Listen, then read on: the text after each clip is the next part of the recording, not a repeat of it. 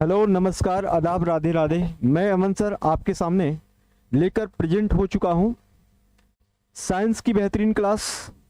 तो दोस्तों, आप सबका द स्मार्ट विजन क्लासेस में स्वागत है। तो जल्दी से सभी लोग जुड़ जाइए और हम लोग स्टार्ट करें आज का बेहतरीन सेशन।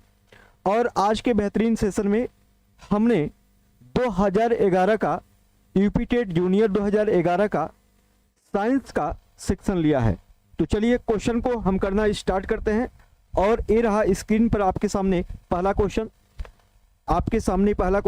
पहला क्वेश्चन क्या बोल रहा है? क्वेश्चन कह रहा है कि 1 मीटर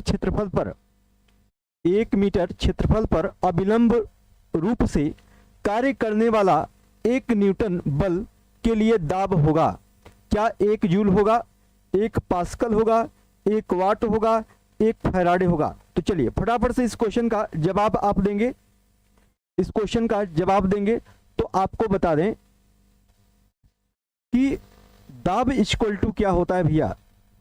दाब इक्वल टू क्या होता है? तो आप यहां पर जानते हैं दाब इक्वल टू होता है बल बटे क्षेत्रफल। बल बटे क्या होता है भैया? क्षेत्रफल होता है। बल बटे क्षेत्रफल होता है। दाब इक्वल टू होता है बल बटे क्षेत्रफल, यानी प्रेशर इक्वल टू होता है F बाई ए, यानी फोर्स बाई एरिया। ठीक है। अब यहां पर कहा जा रहा है क्या कि 1 न्यूटन के लिए 1 मीटर क्षेत्रफल पर, यानी क्षेत्रफल क्या है भैया? 1 मीटर स्क्वायर है। ठीक है। और बल क्या है भैया? 1 न्यूटन है। तो ये किसका मान हो जाएगा? तो यह मान हो जाएगा भैया दाब का मान हो जाएगा। किसका मान हो जाएगा? दाब का मान हो जाएगा, प्रेशर का मान हो जाएगा। और इस तरीके से इस क्वेश्चन का सही जवाब आपको मिल चुका होगा। दाब यानी दाब, और दाब के इसको आप क्या बोलते हैं? यानी 1 न्यूटन पर मीटर स्क्वायर को आप क्या बोलते हैं भैया? आप पास्कल बोलते हैं। क्या बोलते हैं भैया? पास्कल बोलते हैं। और पास्कल यानी 1 न्यूटन पर 1 मीटर स्क्वायर का मतलब हो जाएगा क्या? 1 पास्कल। और इस तरीके से इस क्वेश्चन का सही जवाब क्या हो जाएगा? ऑप्शन बी बोले तो क्या? पास्कल। ठीक है। ऑप्शन बी बोले तो क्या? पास्कल। चलिए आइए अगले क्वेश्चन की बात करें। अगला क्वेश्चन आपके सामने ये रहा। अगला क्वेश्चन कह रहा है कि 1 जूल में कितने अर्ग होते हैं? क्या 10⁻7 अर्ग होते हैं, या फिर 10⁻6 अर्ग होते हैं, या फिर 10⁻4 अर्ग होते हैं, या फिर 10⁻2 अर्ग होते हैं? चलिए बताइए इस क्वेश्चन का जवाब क्या हो जाएगा। तो आपको बता दें कि 1 जूल बराबर क्या होता है भैया? 1 जूल बराबर होता है 10⁻7 अर्ग होता है। 10⁻7 अर्ग होता है। वास्तव में यह जो जूल है, यह जूल किसका मात्रक है भैया? तो जूल यह कार्य का मात्रक है। और अर्ग भी कार्य का मात्रक है। बस अंतर इतना है कि जो अर्ग है यह सीजीएस पद्धति में कार्य का मात्रक है। और जो जूल है एमकेएस पद्धति में कार्य का क्या है? मात्रक है।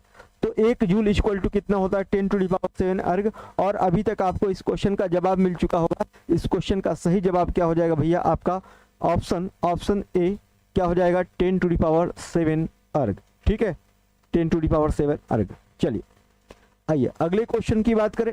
अगला क्वेश्चन आपके स्क्रीन पर ये रहा। ये क्वेश्चन क्या कह रहा है भैया कि किसी मशीन पर यांत्रिकी कार्य करने हेतु प्रयुक्त बल कहलाता है क्या? भार कहलाता है, प्रयास कहलाता है, निर्गम कहलाता है, या फिर दक्षता कहलाता है? क्या कहलाता है भैया? दक्षता कहलाता है। तो जब किसी मशीन पर यांत्रिकी कार्य करने के लिए जो आप फोर्स एज्यूम करते हैं, ठीक है, उसे आप क्या बोलते हैं भैया? प्रयास कहते हैं। क्या कहते हैं? प्रयास कहते हैं, इफोर्ट कहते हैं। इस तरीके से इस क्वेश्चन का सही जवाब क्या हो जाएगा? ऑप्शन दो हो जाएगा। क्या हो जाएगा? ऑप्शन 2 हो जाएगा। ओके, चलिए आइए अगले क्वेश्चन की बात करें। अगला क्वेश्चन आपके सामने ये रहा। अगला क्वेश्चन कह रहा है कि प्राकृतिक चुंबक का उदाहरण है। प्राकृतिक चुंबक का उदाहरण है।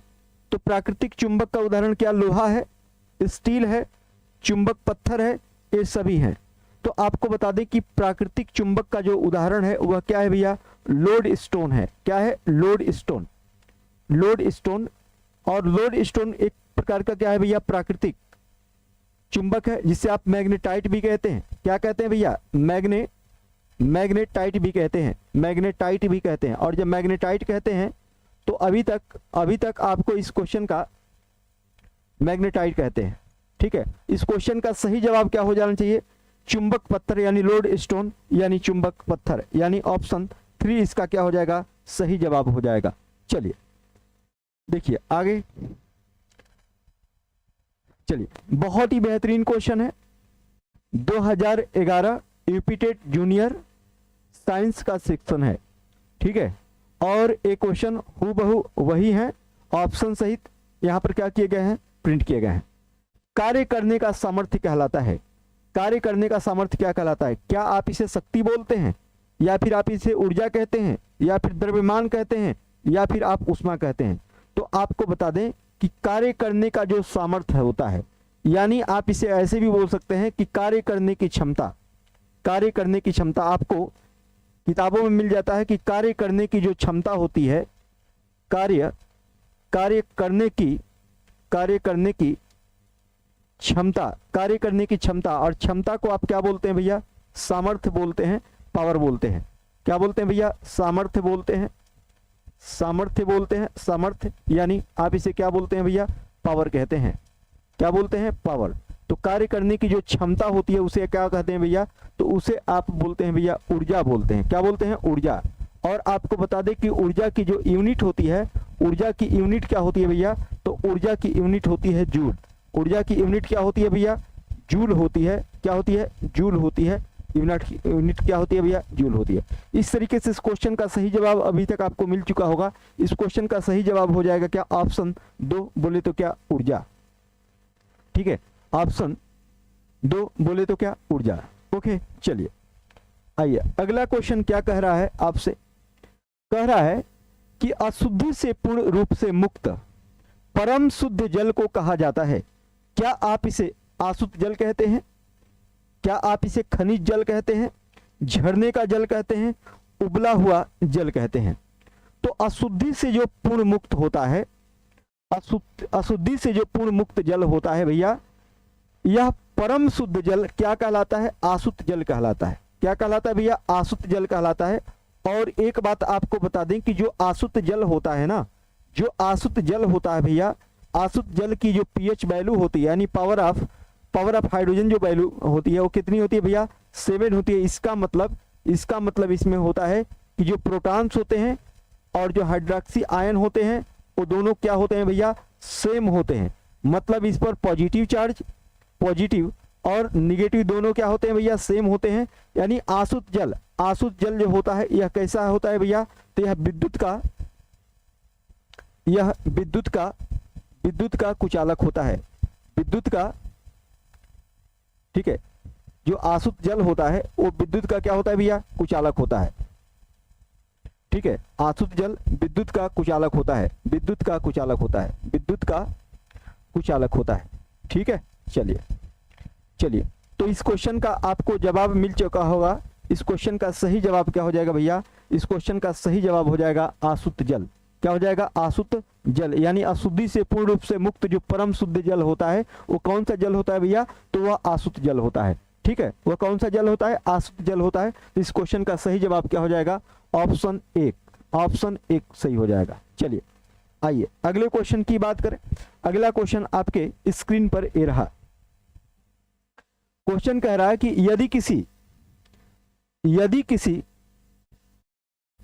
यदि मतलब किस पद्धति द्वारा 1 बिलियन से विलय प्राप्त किया जा सकता है।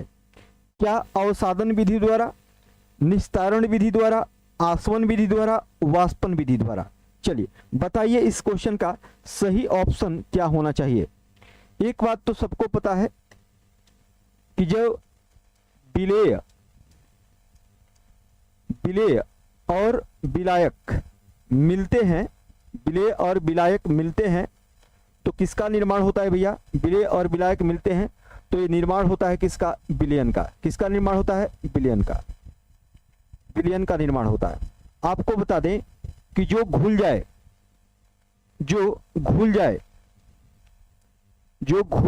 वह क्या होता है भैया, जो घुल जाए वह विलेय होता है, और जो घुला ले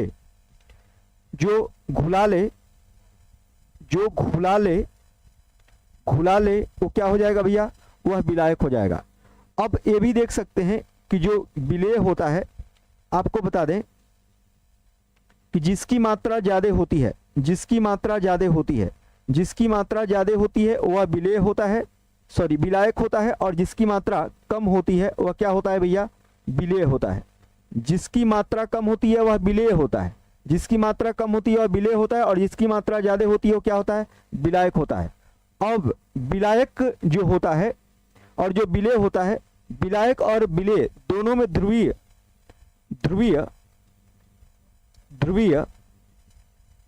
बंद होने चाहिए। दोनों में जब ध्रुवीय बंद हो जाएगा तो एक दूसरे क्या हो जाएंगे, एक घुल जाएंगे, एक दूसरे में क्या हो जाएंगे, विलीन हो जाएंगे। अब विलयन से विलेय को प्राप्त करना हो तब क्या करेंगे आप, विलयन से विलेय को प्राप्त करना हो तो आप क्या करेंगे, इसे हीट करेंगे। इसे क्या करेंगे भैया, ऊष्मा देंगे। और जब ऊष्मा देंगे जब आप इसे ऊष्मा देंगे तो इसमें जो विलायक है वो क्या हो जाएगा, वाष्पीकृत हो जाएगा। कौन बचेगा भैया, विलेय बचेगा। यानी आप इसे क्या करेंगे भैया, इसे वाष्पन विधि द्वारा इसे क्या करेंगे आप, वाष्पन विधि द्वारा आप विलयन से विलेय प्राप्त करते हैं। और इस तरीके से इस क्वेश्चन का सही जवाब क्या हो जाएगा, ऑप्शन 4 हो जाएगा, ऑप्शन 4 हो जाएगा। ओके, चलिए आइए अगले क्वेश्चन की बात करें। अगला क्वेश्चन कह रहा है कि जल जनित रोग क्या है, जल जनित रोग क्या है, क्या डिप्थीरिया है, टिटनेस है, हेपेटाइटिस है, मलेरिया है। तो आपको बता दें कि जो डिप्थीरिया है यह जीवाणु जनित रोग है। कैसा रोग है भैया, यह जीवाणु जनित रोग है, यानी बैक्टीरिया से होने वाला रोग है। टिटनेस भी क्या है भैया, बैक्टीरिया से यानी जीवाणु जनित रोग है, ठीक है। मलेरिया जो है यह परजीवी से होने वाला रोग है, परजीवी से होने वाला रोग है, यानी मादा एनाफ्लीज में, ठीक है, एक प्लाज्मोडियम परजीवी होता है, इसकी वजह से होता है क्या, मलेरिया। अब हेपेटाइटिस की बात करें तो हेपेटाइटिस यह जल से होने वाला रोग है। ये किससे होने वाला रोग है भैया, जल से होने वाला रोग है। और इस तरीके से इस क्वेश्चन का सही जवाब क्या हो जाएगा, हेपेटाइटिस, यानी ऑप्शन 3 क्या हो जाएगा, सही हो जाएगा, ऑप्शन 3 सही हो जाएगा। ओके, ठीक है, चलिए आइए अगले क्वेश्चन की बात करें। अगला क्वेश्चन कह रहा है कि, ठीक है, क्वार्क के अवयव मतलब क्वार्ट्ज, ठीक है, आप यहां पर क्वार्ट्ज होना चाहिए था, क्वार्ट्ज, ठीक है। चलिए यहां पर इसको थोड़ा सा करेक्शन कर लीजिएगा, ठीक है।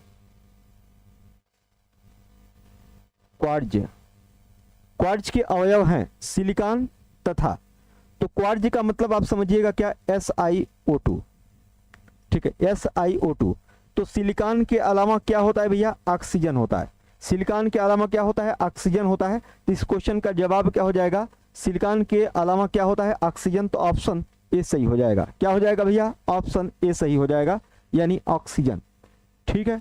चलिए बहुत ही बेहतरीन क्वेश्चन है, थोड़ा सा हाँ इसको रिवीजन करने की जरूरत होती है, ठीक है। अगर 2011 से 2024 तक जितने भी पेपर, 2021 तक जितने भी टेट के पेपर हुए हैं, अगर जो उनको रिवीजन किया जाए तो बहुत बेहतर स्कोर किया जा सकता है, ठीक है।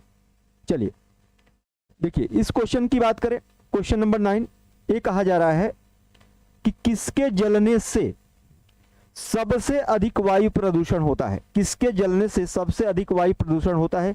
क्या कोयला के जलने से, क्या सीएनजी के जलने से, क्या एलपीजी के जलने से, या फिर हाइड्रोजन के जलने से। तो आपको बता दें कि जो हाइड्रोजन है, एलपीजी है, सीएनजी है, इनको हम हरित ईंधन बोलते हैं, हरित ईंधन बोलते हैं।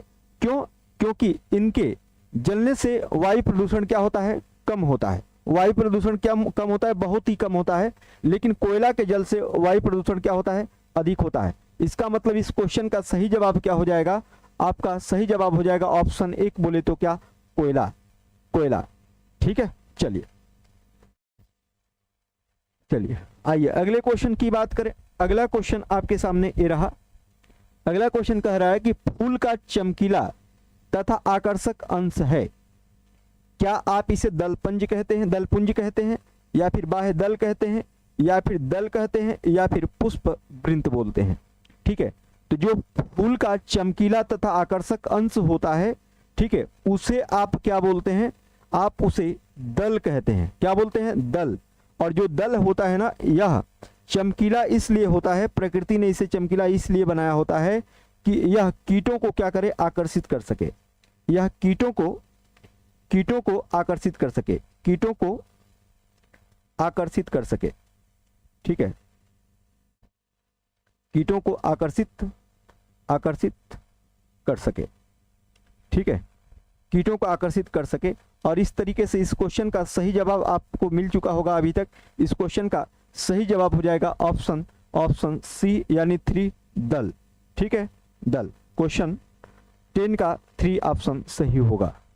ठीक है, चलिए। हाँ, गोल्डन सनशाइन, हेलो, हाँ बोलिए, ठीक है, कोई दिक्कत नहीं। हाँ, जय हिंद। आइए देखिए, क्वेश्चन आपके सामने लगे हुए हैं बाबू, आप लोग ऑप्शन देते रहिए। ठीक है, हाँ चलिए, आप लोग ऑप्शन देते रहिए। हाँ, गुड इवनिंग ईवी। चलिए देखिए, आपके सामने क्वेश्चन लग चुका है। बोला जा रहा है कि कॉलरा रोग होता है, एक कॉलरा है। ठीक है, कॉलरा रोग होता है, ठीक है, बैक्टीरिया के द्वारा, वायरस के द्वारा, कीटों के द्वारा, या फिर टॉक्सिन के द्वारा, टॉक्सिन के द्वारा।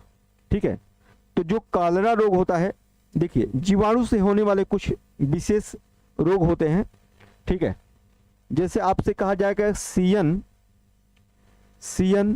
साहब को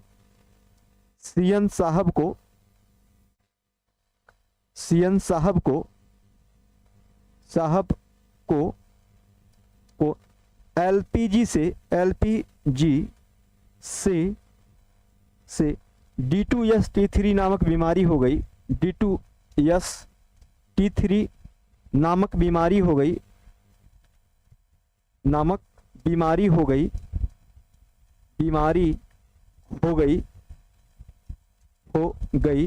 अब क्या होने वाली है, अब कुकर खांसी होने वाली है। अब कुकर खांसी होने वाली है। कुकर खांसी का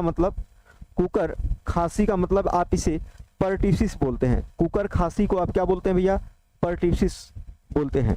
कुकर खांसी होने वाली है, तो कुकर खांसी को आप बोलते हैं क्या, पर्ट्यूसिस बोलते हैं, पर्ट्यूसिस बोलते हैं। ठीक है, पर्ट्यूसिस बोलते हैं। चलिए, पर्ट्यूसिस बोलते हैं। ठीक है, अब आपको बता दें कि यहाँ सी का मतलब होता है क्या, ये सभी जीवाणु से होने वाले रोग हैं। सी का मतलब होता है भैया क्या, कालरा। सी का मतलब होता है क्या, कालरा। ठीक है, एन का मतलब होता है क्या भैया, न्यूमोनिया। ठीक है, न्यूमोनिया होता है। ठीक है, एल का मतलब होता है लेप्रोसी। एल का मतलब हो जाएगा क्या, लेप्रोसी। लेप्रोसी का मतलब इसे बोलते हैं क्या, हैंसन रोग, यानी कोढ़ बोलते हैं। क्या बोलते हैं, कोढ़ बोलते हैं। ठीक है, लेप्रोसी। पी का मतलब हो जाएगा भैया क्या, प्लेग। पी का मतलब हो जाएगा प्लेग। जी का मतलब हो जाएगा क्या, गोनोरिया। जी का मतलब क्या हो जाएगा, गोनोरिया हो जाएगा। ठीक है, जी का मतलब क्या हो जाएगा, हाँ gonorrhoea. Sir pen colour change कर दीजिए। ठीक है, कर ले रहे हैं। ठीक है, D2 का मतलब यहां पर डिप्थीरिया है और डायरिया है। डायरिया और क्या भैया, डिप्थीरिया। डायरिया और क्या, डिप्थीरिया। ठीक है, यस का मतलब हो जाएगा क्या, सिफिलिस। तो ये सारे रोग कैसे हैं भैया, सारे रोग। ठीक है, टी का मतलब हो, इसमें 3 टी है। एक टी का मतलब हो जाएगा टीबी, एक टी का मतलब क्या हो जाएगा भैया, टीबी हो जाएगा। एक टी का मतलब हो जाएगा टिटनेस, टिटनेस हो जाएगा। और एक टी का मतलब हो जाएगा क्या, टाइफाइड, टाइफाइड। एक टी का मतलब हो जाएगा क्या, टाइफाइड। तो ये सब जो रोग हैं, ये सब रोग किससे होने वाले रोग हैं भैया, तो यह सब रोग हैं जीवाणु से होने वाले रोग हैं। तो इसमें आप देख रहे हैं कि कौन आ रहा है भैया, कालरा आ रहा है। और कालरा, इस तरीके से इस क्वेश्चन का सही जवाब क्या हो जाएगा, कालरा जो है यह बैक्टीरिया से होने वाला रोग है। ठीक है, बैक्टीरिया से होने वाला रोग है। चलिए आइए अगले क्वेश्चन की बात करें। हाँ, अगला क्वेश्चन आपके सामने ये रहा।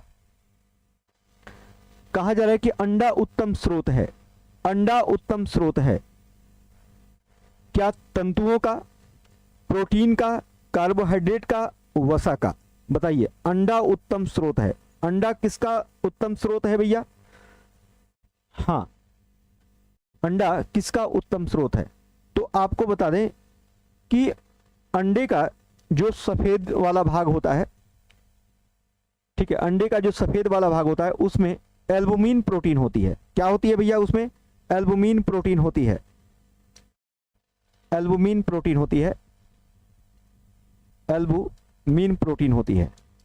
और एल्बुमिन प्रोटीन होती है इसके अंदर, प्रोटीन के मतलब अंडे के अंदर। ठीक है, अब इस तरीके से आपको समझ में आ चुका होगा कि अंडा उत्तम स्रोत किसका है, तो एल्बुमिन, यानी एल्बुमिन है क्या, प्रोटीन। तो आपका जवाब क्या हो जाएगा, प्रोटीन। और इस तरीके से इस क्वेश्चन का जवाब क्या हो जाएगा, ऑप्शन, ऑप्शन बी यानी प्रोटीन।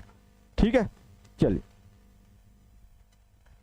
चलिए आइए देखिए अगला क्वेश्चन। अगला क्वेश्चन आपके सामने क्या कह रहा है, कह रहा है कि पौधे के किस भाग से जूट तंतु प्राप्त किया जाता है, पौधे के किस भाग से जूट तंतु प्राप्त किया जाता है। तो आपको बता दें कि जो जूट होता है, जूट, जूट के प्रोडक्शन में नंबर वन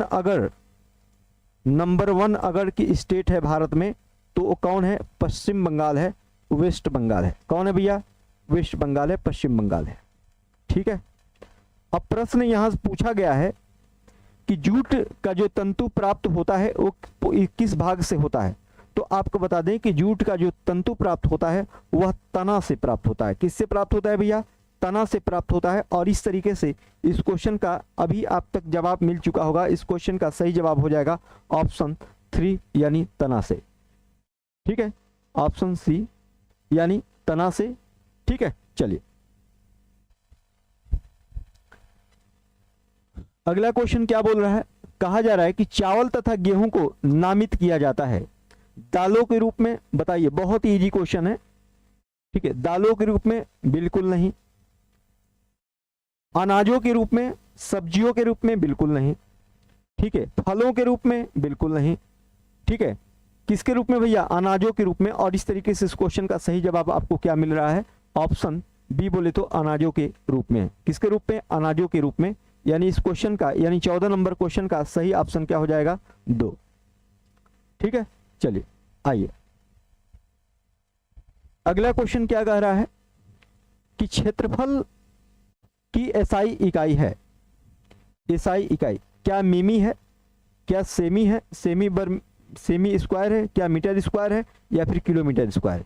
तो सबको पता है, बहुत ही आसान क्वेश्चन है। सबको पता है कि जो क्षेत्रफल की एसआई यूनिट होगी वो क्या होगी, मीटर में होगी, यानी मीटर स्क्वायर। क्या हो जाएगा भैया, मीटर स्क्वायर। और इस तरीके से अभी तक आपको क्वेश्चन का ऑप्शन मिल चुका होगा। ऑप्शन क्या हो जाएगा भैया, ऑप्शन 3 बोले तो क्या, मीटर स्क्वायर। ठीक है, मीटर स्क्वायर। चलिए चलिए आइए अगले क्वेश्चन की बात करें। अगला क्वेश्चन आपके सामने स्क्रीन पर ये रहा। कहा जा रहा है कि एंगस्ट्रॉम क्या मापता है, द्रव की मात्रा को मापता है क्या, प्रकाश तरंगों की लंबाई मापता है क्या, केबिलों की लंबाई मापता है क्या, जहाजों की चाल मापता है क्या। तो एक बात तो आपको पता हो गया होगा कि द्रव की मात्रा को किस में मापते हैं भैया, लीटर में मापते हैं। किस में मापते हैं, लीटर में मापते हैं। ठीक है, जहाजों की चाल को आप किस में मापते हैं, तो किलोमीटर प्रति घंटा में मापते हैं, किलोमीटर प्रति घंटा में मापते हैं। केबिलों की लंबाई जो है एक इसमें मापते हैं भैया, मीटर में मापते हैं, मीटर में मापते हैं। अब प्रकाश तरंगों की लंबाई को किस में मापते हैं भैया, तो एंगस्ट्रॉम में मापते हैं। किसमें, एंगस्ट्रॉम में। और एक एंगस्ट्रॉम इक्वल टू कितना होता है भैया, एक एंगस्ट्रॉम इक्वल टू होता है 10⁻⁻10 मीटर होता है। क्या होता है भैया, 10⁻⁻10 मीटर होता है। चलिए आइए अगले क्वेश्चन की बात करें। अगला क्वेश्चन आपके स्क्रीन पर ये रहा। क्या कह रहा है क्वेश्चन भैया, क्वेश्चन कह रहा है कि एक कंघी के कागज के छोटे टुकड़े को आकर्षित करने का कारण है घर्षण जनित बल, चुंबकीय बल, गुरुत्वीय बल, स्थिर वैद्युतिकीय बल। ठीक है, तो आपको बता दें कि कोई पदार्थ ए है और कोई पदार्थ क्या है, बी है। अगर ए से बी को रगड़ा जाता है, जब ए से बी को रगड़ा जाता है या फिर रगड़ा जाता है तो एक से इलेक्ट्रॉन दूसरे पर जाते हैं, तो जिससे इलेक्ट्रॉन दूसरे पर जाते हैं तो वहां पर पॉजिटिव चार्ज क्या होता है, प्रोड्यूस होता है, और जिस पर जाते हैं उस पर नेगेटिव चार्ज प्रोड्यूस होता है। ठीक है, तब यहां पर एक बल, एक फोर्स क्या होता है, प्रोड्यूस होता है, जिसे बोलते हैं क्या, इलेक्ट्रोस्टैटिक फोर्स यूज। ठीक है, और इस तरीके से इस क्वेश्चन का सही जवाब क्या हो जाना चाहिए, इस क्वेश्चन का सही जवाब हो जाएगा क्या, 17 का 4 यानी स्थिर वैद्युतीय बल। स्थिर वैद्युतीय बल इस क्वेश्चन का सही जवाब हो जाएगा। ठीक है, सही जवाब हो जाएगा। चलिए आइए अगले क्वेश्चन की बात करें। अगला क्वेश्चन क्या बोल रहा है, अगला क्वेश्चन कह रहा है भैया कि बल को मापा जा सकता है स्प्रिंग तुला के प्रयोग द्वारा, थर्मामीटर द्वारा, कैलोरीमीटर द्वारा, उपयुक्त में से कोई नहीं। ठीक है, तो आपको बता दें कि कैलोरी द्वारा किसको मापा जाता है भैया, ऊर्जा को मापा जाता है। कैलोरी द्वारा ऊर्जा को मापा जाता है, ऊर्जा को मापा जाता है, ऊर्जा को मापा जाता है। ठीक है, थर्मामीटर द्वारा किसको मापा जाता है भैया, ताप को मापा जाता है, किसको, ताप को मापा जाता है। और बल को मापने के लिए स्प्रिंग बैलेंस का प्रयोग किया जाता है। और इस तरीके से इस क्वेश्चन का सही जवाब क्या हो जाएगा, ऑप्शन 1 बोले तो क्या, स्प्रिंग तुला के प्रयोग से, स्प्रिंग तुला के प्रयोग से। ओके, चलिए आइए अगला क्वेश्चन आपके स्क्रीन पर दे रहा। ये क्वेश्चन क्या बोल रहा है, ये क्वेश्चन क्या बोल रहा है, चलिए देखिए ये क्वेश्चन क्या बोल रहा है। कह रहा है कि घर्षण को बढ़ाया जा सकता है तेल का प्रयोग कर। भैया तेल का प्रयोग करने पर घर्षण बढ़ेगा नहीं, घटेगा, ये ऑप्शन हट जाएगा। ठीक है, सतहों पर नमी द्वारा, खुरदुरी सतहों द्वारा, इन सभी के लिए। तो आपको बता दें कि घर्षण को बढ़ाने के लिए सतह जितनी खुरदुरी होगी घर्षण उतना ही क्या होगा, अधिक होगा। और इस तरीके से इस क्वेश्चन का सही जवाब क्या हो जाएगा, ऑप्शन 3 यानी खुरदुरी सतहों द्वारा घर्षण को क्या किया जा सकता है, बढ़ाया जा सकता है। यानी एक ऑप्शन नहीं होगा, 2 ऑप्शन नहीं होगा, कौन सा होगा भैया, 3 ऑप्शन होगा। और इस क्वेश्चन का तीसरा ऑप्शन क्या होगा, सही होगा, यानी 19 का 3 सही होगा। ठीक है, चलिए अगला क्वेश्चन आपके सामने लग चुका है। कह रहा है कि निम्नलिखित में से कौन सा पदार्थ जल में नहीं घुलता है, जल में नहीं घुलता है। क्या दूध है, शहद है, एल्कोहल है, तेल है।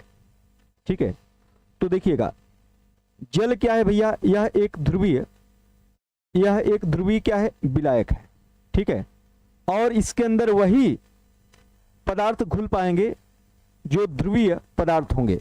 ठीक है, तो दूध भी क्या है भैया, ध्रुवीय पदार्थ है, शहद भी है, ठीक है, एल्कोहल भी है, कौन नहीं है, तो तेल। क्यों, तेल भैया यह असंतृप्त हाइड्रोकार्बन है।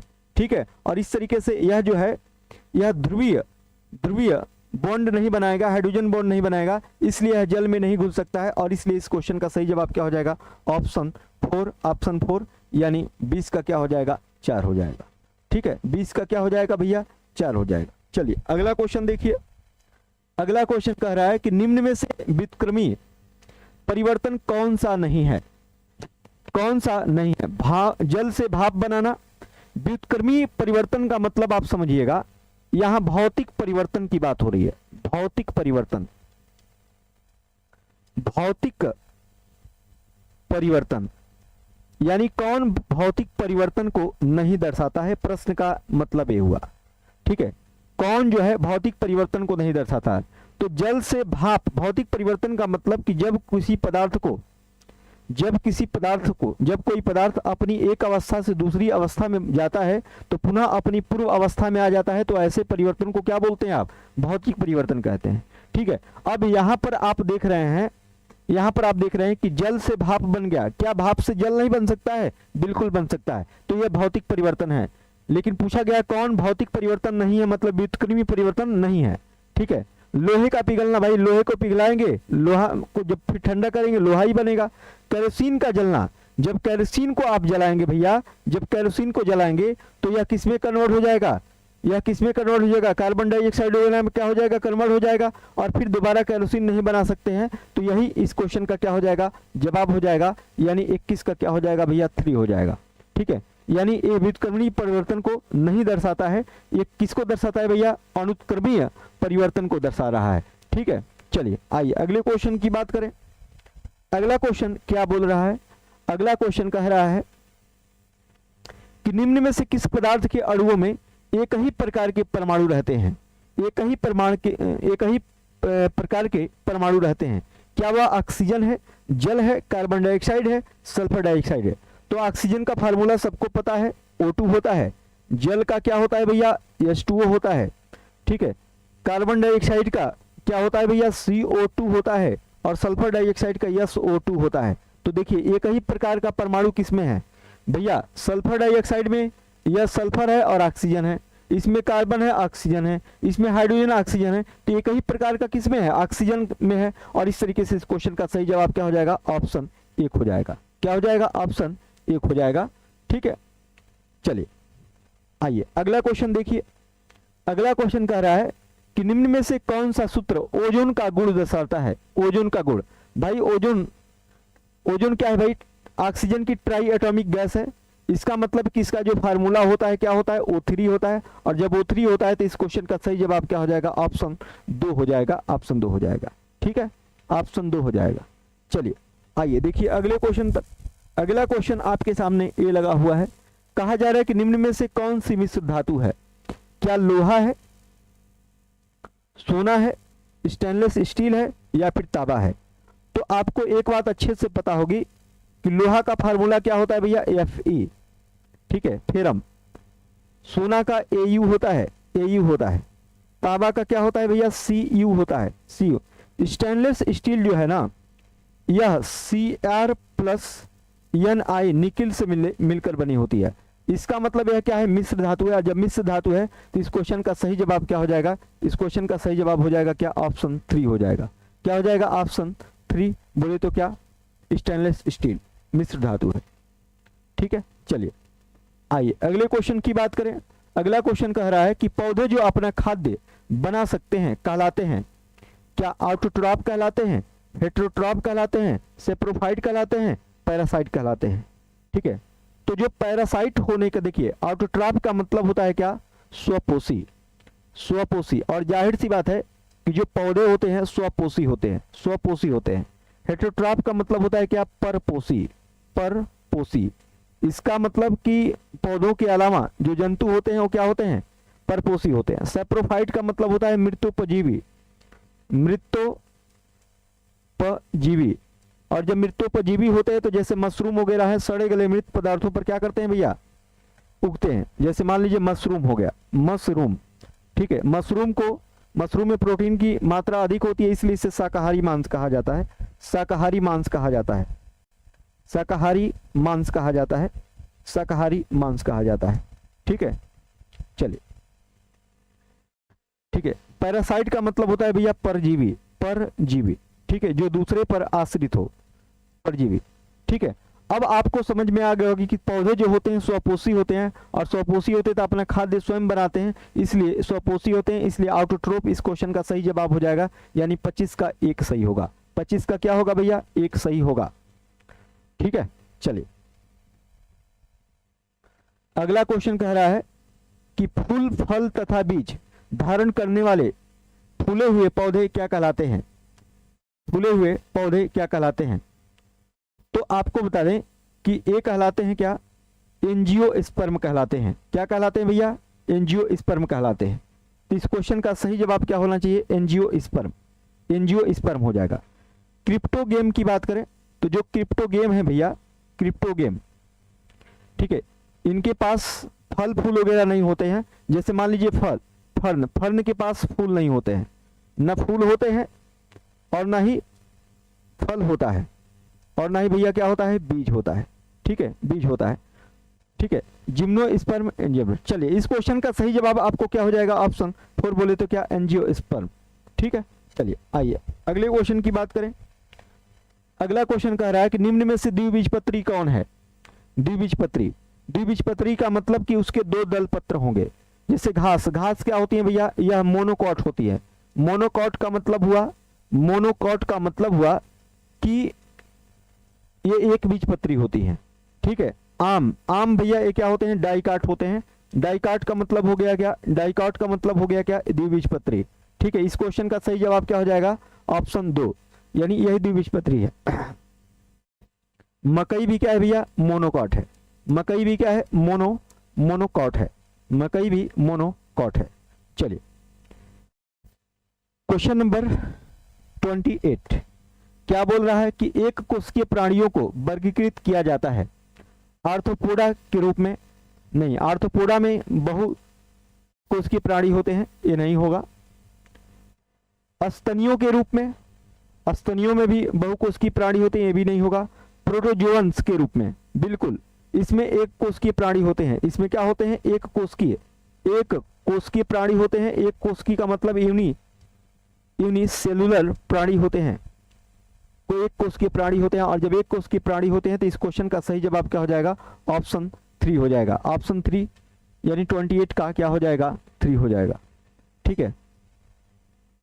हाँ ठीक है, हाँ बिल्कुल भावना रावत, हम आपका कमेंट भी देख रहे हैं। आपने ऑप्शन दिया है क्या? सी, बिल्कुल आपने सी ऑप्शन सही दिया है, ठीक है। चलिए हाँ बिल्कुल, आइए अगले क्वेश्चन की बात करें। अगला क्वेश्चन आपके सामने ये है। अगला क्वेश्चन क्या बोल रहा है? अगला क्वेश्चन कह रहा है कि केले के पौधे की जड़ होती है कैसी? आरोही होती है क्या? क्या ये ऊपर चढ़ती है? अवस्तंभ होती है? श्वसन मूल होती है? या फिर अपस्थानिक होती है? तो आपको बता दें कि जो केला होता है ना, केला एक तरीके का, केले के पत्ते की बात करें तो केले के पत्ते में समांतर सिरा विन्यास देखने को मिलता है। क्या देखने को मिलता है भैया? समांतर सिरा विन्यास देखने को मिलता है। समांतर सिरा विन्यास देखने को मिलता है, सिरा विन्यास देखने को मिलता है। और इसके तने में क्या होता है? पर्व पाए जाते हैं, पर्व पाए जाते हैं। जो घार होती है, केले की जो घार होती है, वहां पर देखिएगा कहीं कहीं पर आपको जोड़ देखने को मिलेगा, ठीक है, पर्व पाए जाते हैं। दूसरी बात कि ये एक बीजपत्री होते हैं। क्या होते हैं भैया? एक बीजपत्री होते हैं। एक बीजपत्री का मतलब हुआ मोनोकॉट होते हैं। क्या होते हैं? मोनोकॉट होते हैं। और इनकी जो जड़ होती है ना, झकड़ा जड़ होती है, झकड़ा। और झकड़ा जड़ को आप क्या बोलते हैं भैया? अपस्थानिक मूल भी बोलते हैं। क्या बोलते हैं आप? अपस्थानिक मूल भी बोलते हैं। और इस तरीके से आपको समझ में आ गया होगा कि इस क्वेश्चन का अपस्थानिक मूल कहते हैं। और इस तरीके से इस क्वेश्चन का जवाब आपको मिल चुका होगा। इस क्वेश्चन का जवाब हो जाएगा क्या? ऑप्शन 4 यानी डी, यानी 29 का क्या हो जाएगा? 4 ऑप्शन क्या है? सही है, ठीक है। हाँ चलिए आइए अगले क्वेश्चन की बात करें।